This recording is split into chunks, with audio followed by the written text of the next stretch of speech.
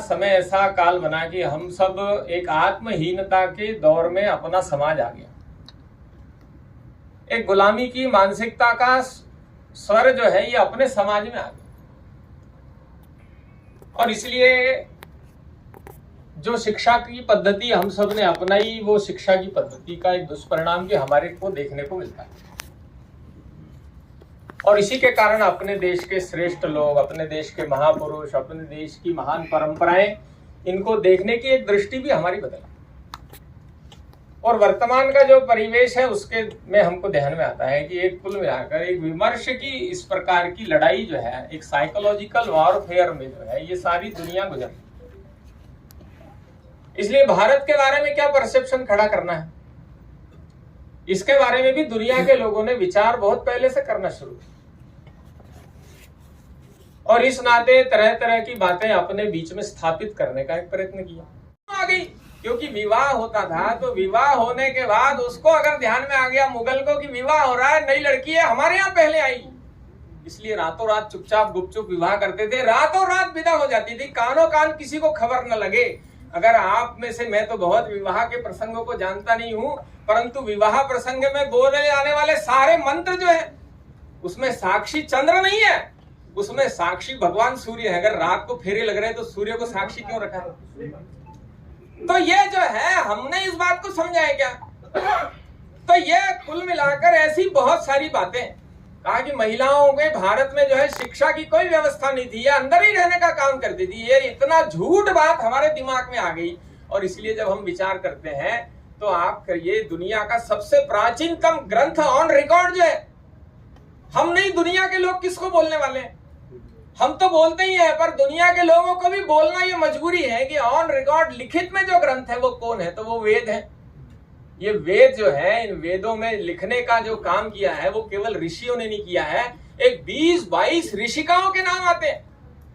आप कल्पना करो कि हमारे यहाँ की महिलाओं का, बहनों का इंटेलेक्चुअल लेवल कितना हाई था।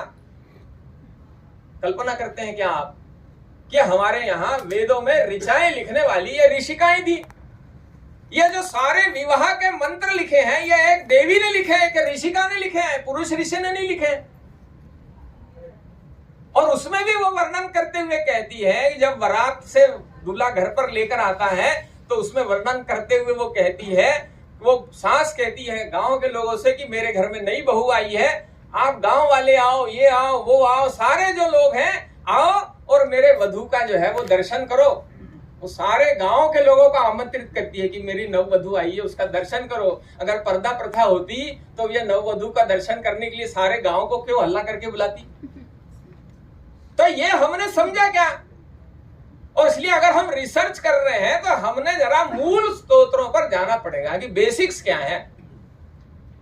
एक प्रतिनिधि मंडल आता है और वो बताता है कि माता, और वो हैदराबाद के पास एक राजमुंदरी नाम का स्थान है, हैदराबाद से 120 किलोमीटर दूर एक जंगल में बड़ा प्राचीन शिव जी का मंदिर है।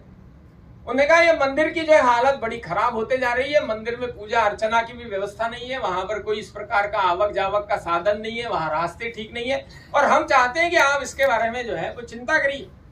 अब वो बैठी यहाँ पर है अपने